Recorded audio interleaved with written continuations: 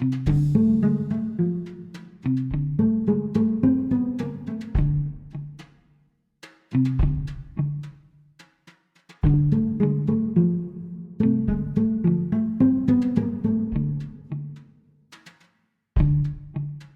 back to Line of Blood. I'm Jana Marcus. I'm recounting the sordid clues of two cold cases from the golden age of the New York gangster that I was determined to solve. This is episode 3, The Little Professor, Kid Twist, and the War for Brownsville.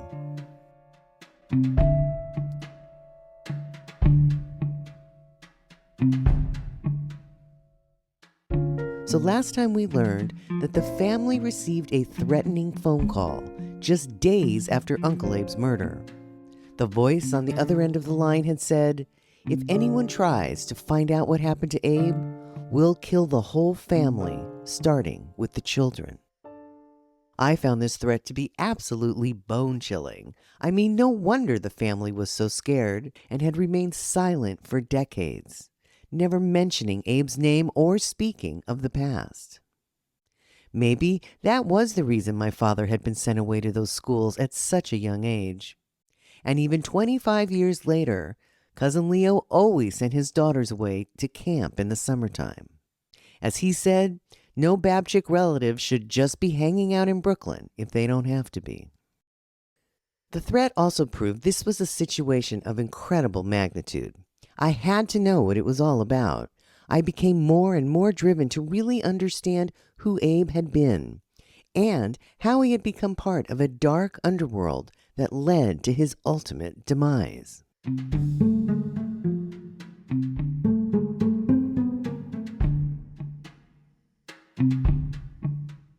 Today's episode can really be seen as a story about tipping points, decisions, if you will. A situation that pushes someone to make a choice that changes the course of their lives and their families' lives forever. I've often wondered, what was the tipping point for my great-grandfather when he decided to have his family leave their village in the Ukraine to come to America in 1914? Those kinds of decisions led to so many difficulties. I mean, they had no money, no education, they didn't speak the language.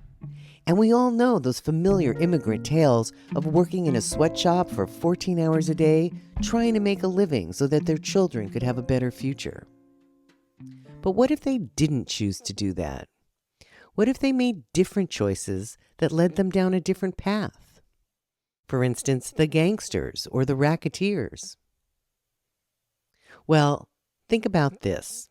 How does one go from being a 9-year-old boy on a boat to America and then 12 years later become the king of the Brooklyn rackets? I mean, how does that happen? What is the tipping point? Well, I wanted to understand the New York in which Uncle Abe grew up in and how he was connected to Kid Twist Relis and Murder Incorporated. Remember, Cousin Leo had shared they were childhood friends, and Kid Twist frequently came to dinner at Great-Grandma's house in Brooklyn on Sunday nights. I thought that learning the origin story of Murder Incorporated could help me understand the circumstances of Abe's life. You know, often Jewish gangsters are referred to as this lost breed of people, a product of their situation where ordinary men were really pushed to do extraordinary things. I like to think that Kid Twist would not have turned out to be the ruthless killer of a murder-for-hire gang had it not been for the circumstances he stumbled upon. And I ponder what might have been Uncle Abe's defining moments. Did he just fall into the wrong crowd, having befriended Relis at a young age? Or did he consciously decide there was no other way to better his life and the life of our family?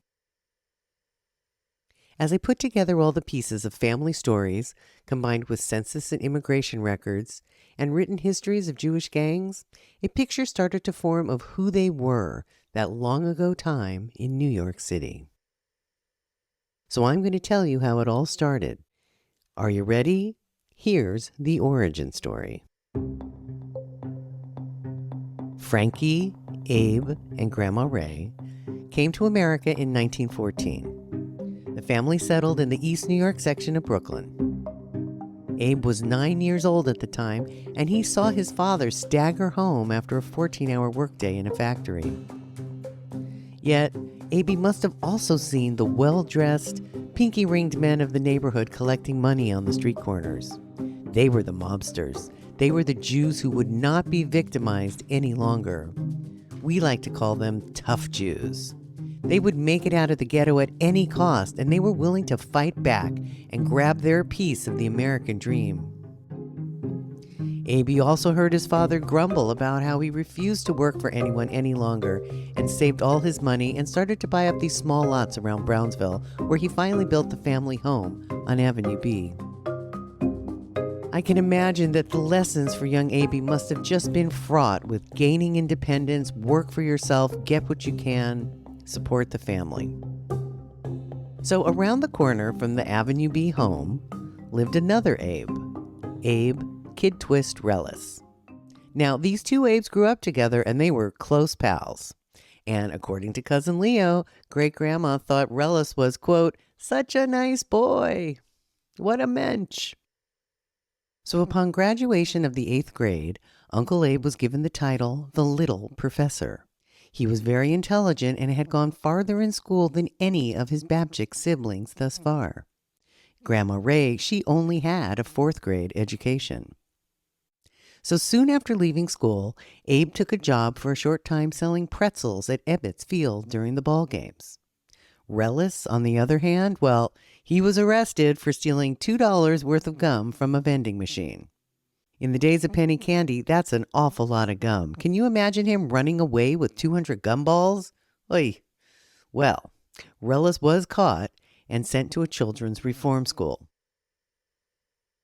Well, as the two Abes grew into adulthood, they both found themselves unemployed after businesses they worked for folded.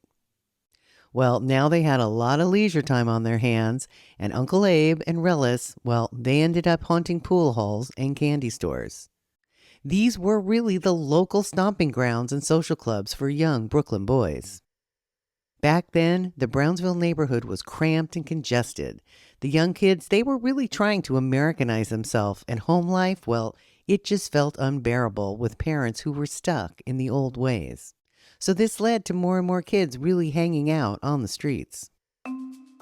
Now, many of the Jewish kids formed gangs, and they tended to lean toward thievery rather than violent acts.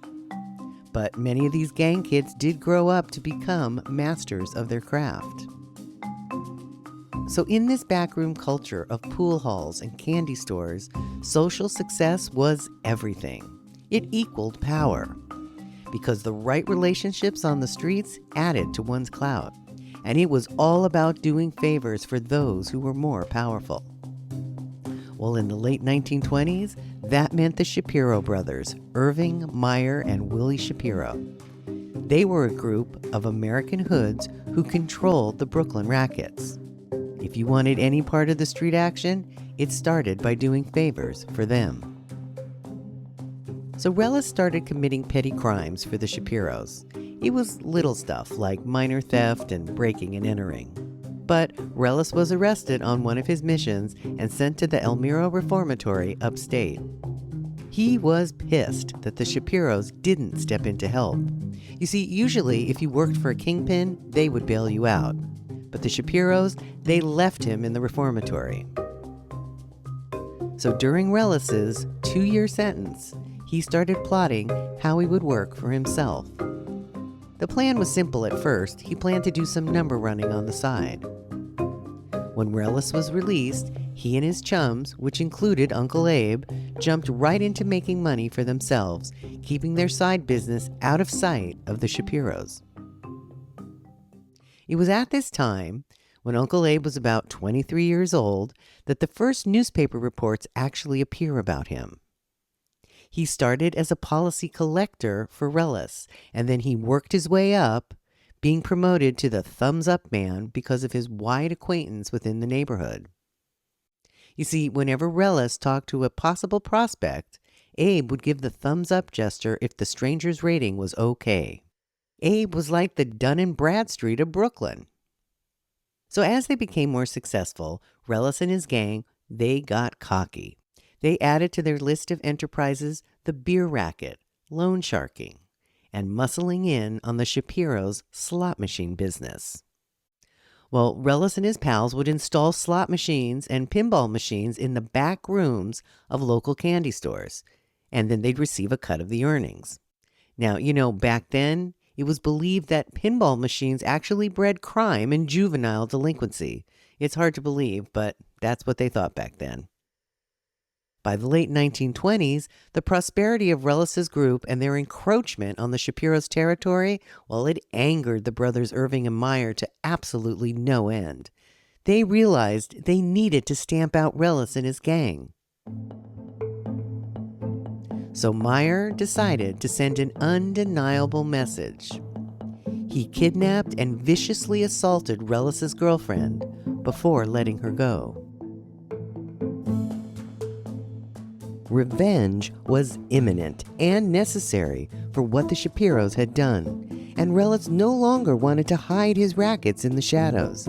He felt it was time to take over. This moment was Rellis's tipping point. But in order to wipe out the Shapiros' monopoly on Brownsville, he needed to build his alliances. That's when Rellis and his gang started frequenting a patisserie cafe owned by mafioso Louis Capone and Albert, the High Lord Executioner, Anastasia. It was a popular hangout for young hoods, where Capone would give them free food and entice them into doing these criminal deeds for him and mafia boss Anastasia. They were basically grooming them. So it was at this cafe that Rellis met an Italian gang led by Harry Happy Maione and Frank the Dasher Abbandando. They combined their gangs, and the alliance was approved by Albert Anastasia, and this strengthened their position against the Shapiros. But the association also connected them to the Jewish mobsters Ben Bugsy Siegel and Meyer Lansky. Now, Siegel and Lansky, they were the most feared and affluent underworld organization working on the east side of Manhattan at that time.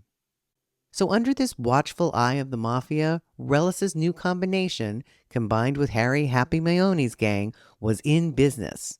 Rellis had the troops he needed. The war with the Shapiros was on.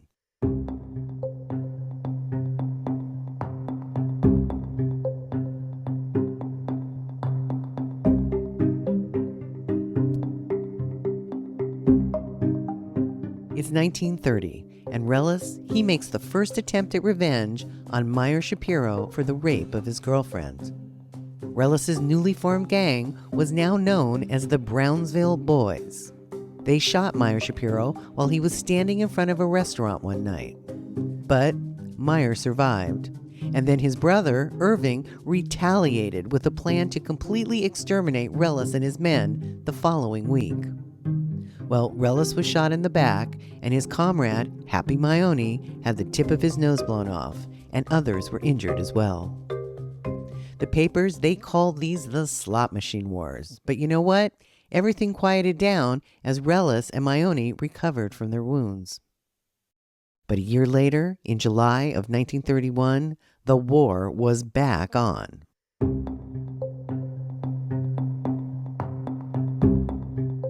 This time, the Brownsville boys targeted Irving Shapiro. It was quiet on Blake Avenue at 3 a.m. when the Brownsville boys parked in the shadows, waiting for Irving to come home.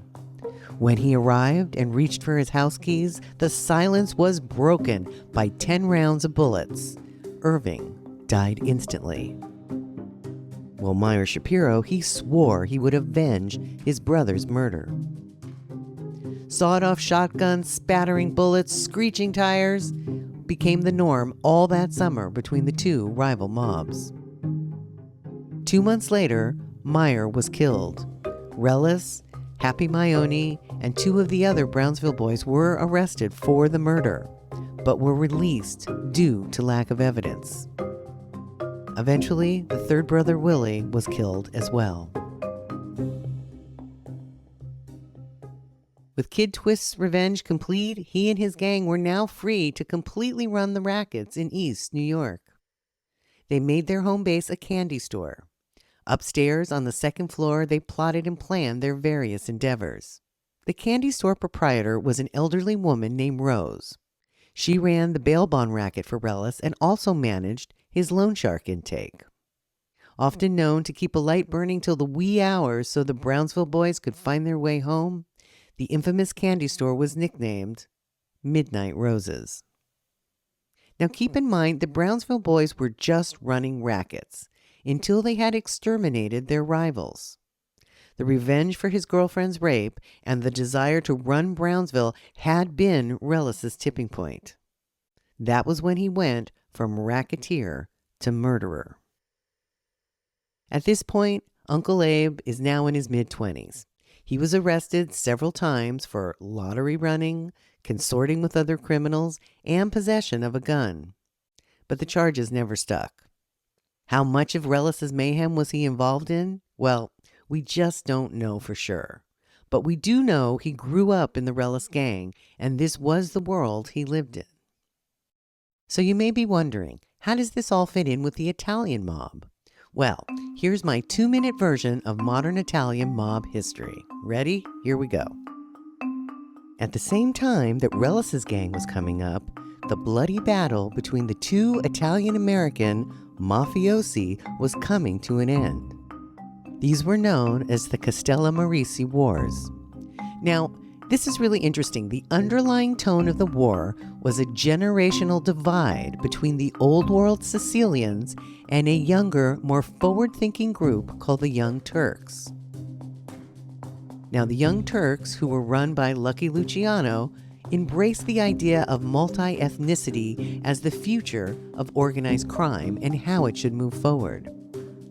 The group included other such well-known mobsters as Albert Anastasia, Vito Genovese, and Frank Costello. Now, Lucky Luciano decided to merge with Jewish gangsters Ben Bugsy Siegel and Meyer Lansky. Now, Siegel and Lansky's gang were known for bootlegging and handling various murder contracts during Prohibition. Luciano wanted them to take out the last faction of the old Sicilians. Well, this was good news for Jewish gangsters. They were invested in Luciano and the Young Turks. Why? Because it was in everyone's interest to get rid of those who refused to work with non-Italians. So Siegel and Lansky, having gained Luciano's confidence and being great believers in this new multi-ethnic thinking, they conceived a meticulous plan to assassinate the last of the old Sicilians. The genius of this was that neither of them would be suspected because they were Jewish. The old Sicilians would never see it coming. With the successful elimination of the Old World Sicilians, the way was now paved for Lucky Luciano's rise to the top of the U.S. Mafia. He structured modern organized crime into something known as the National Syndicate. Together, Luciano with Meyer Lansky created what's known as the Commission, which is a board of directors to oversee all mafia activities in the U.S.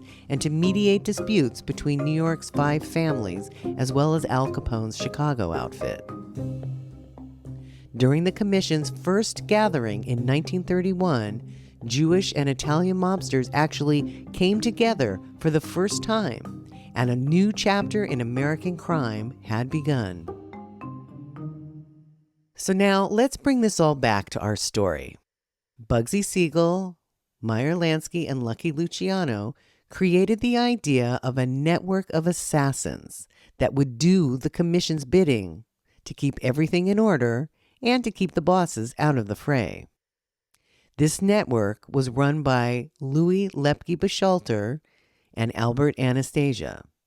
The way it worked is they would relay a murder request from the syndicate to Anastasia, who in turn would assign the job to the Brownsville boys. Why? Because Relis in particular was greatly admired by Anastasia on how he had taken out the Shapiros. Now Relis and the Brownsville boys were committing hundreds of mob murders across the country. They had no official name, but 10 years later, when the press caught wind of them, the press labeled them Murder Incorporated. So here's where all of this comes back together. By 1933, Kid Twist Relis had moved further and further away from the rackets and became much more absorbed in the workings of Murder Incorporated. Uncle Abe, well, he basically inherited Relis's policy racket as well as buying out the bank of another well-known racketeer at the time. These two mergers, they made him the top policy king in the borough. I love that it's noted that, quote, except for a few cracked skulls, Uncle Abe's ascension to power was marked by an absence of violence.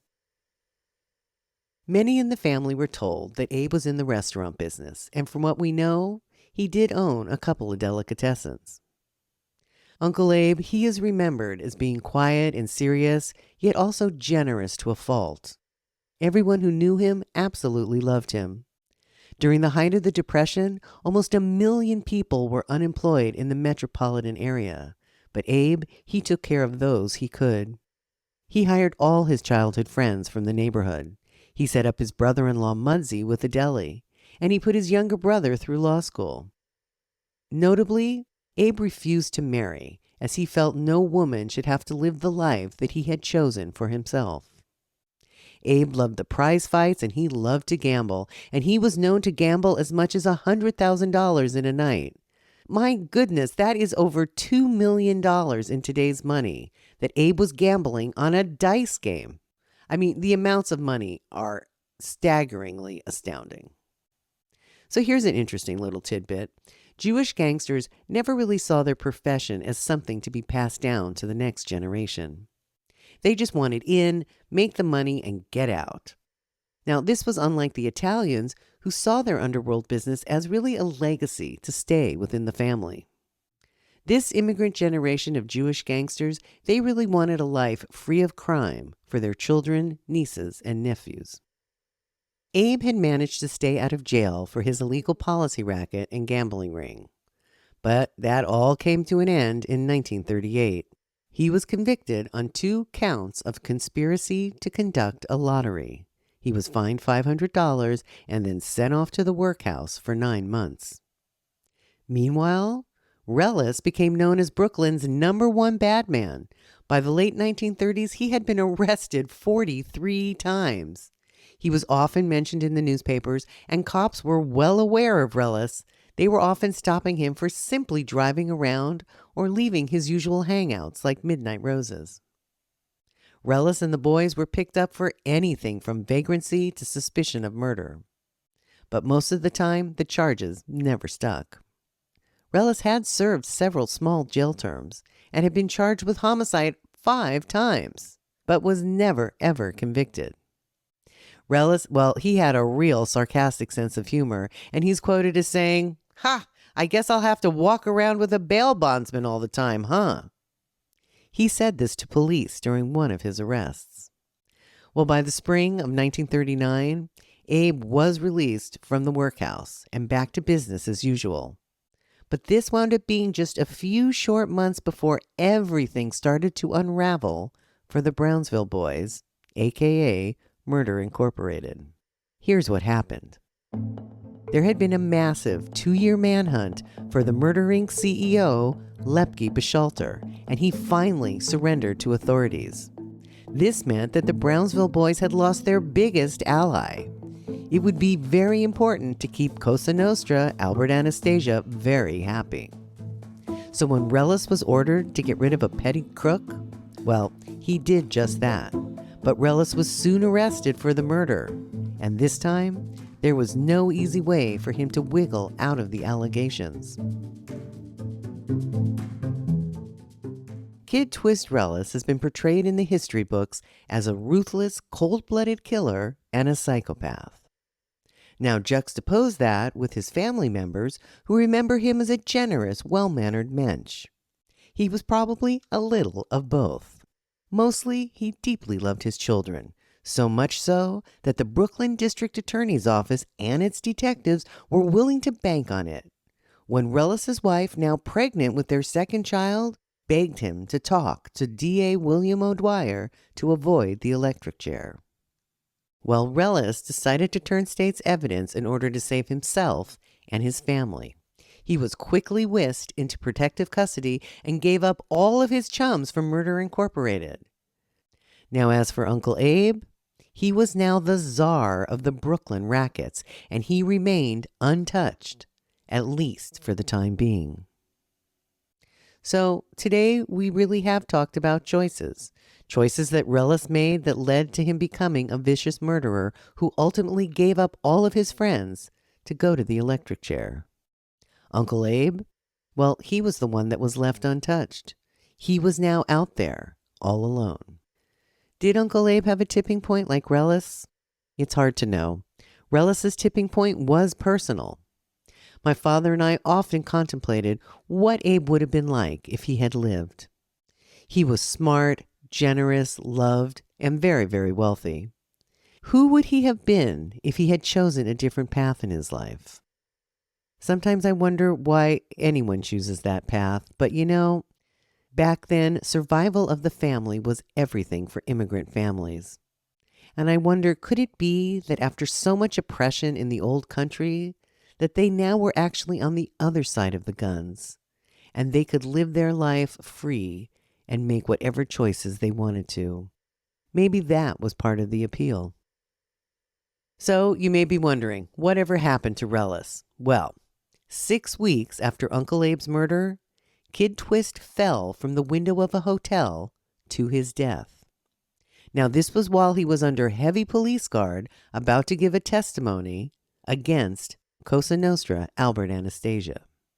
And it is a mystery that has never been solved whether he jumped trying to escape or if he was pushed. Well, I'm going to talk about Kid Twist and the mystery of his death in another episode. But for now, let me leave you with this. I think there is a deep connection between the deaths of the two Abes.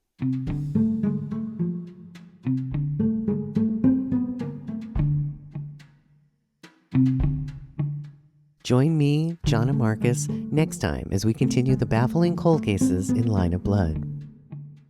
You can join me in this investigation, episode by episode, by checking out the historical files on our website at lineofblood-podcast.com. If you've enjoyed this episode, please subscribe, leave a review, tell your friends. And if you want even more of a deep dive, check out the book version of Line of Blood, which is available at all online booksellers. We want to give some special thanks to Eric Sassaman, Valerie Marcus Ramsher, Amy Scott, Suki Westling, and Andrew Seglio. Music by Blue Dot Sessions.